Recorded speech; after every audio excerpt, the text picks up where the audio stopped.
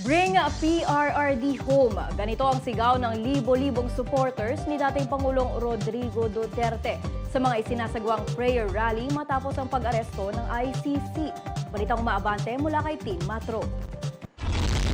Matapos nga ang pag-aresto ng International Criminal Court sa dating Pangulong Rodrigo Roa Duterte, ngayong araw nagsagawa ng kilos protesta o prayer rally ang mga taga-suporta ng dating Pangulo.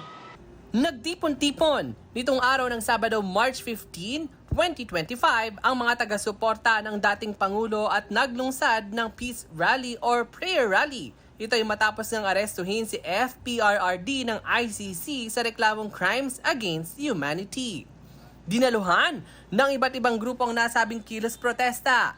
Mga riders, fire volunteers at maging mga individual ay nakilahok rin. Panawagan nila, Bring PRRD home.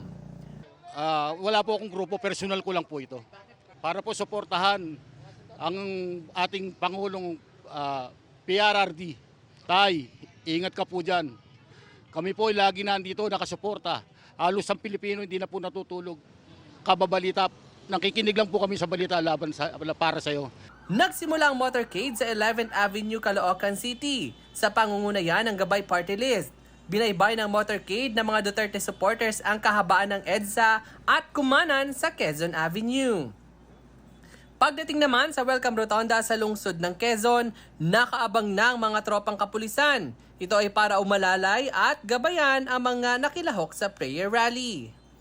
Bahagya namang bumagal ang takbo ng motorcade pagdating ng Espanya dahil ang ilang mga taga-suporta ng dating Pangulong Duterte ay dito na nakaabang.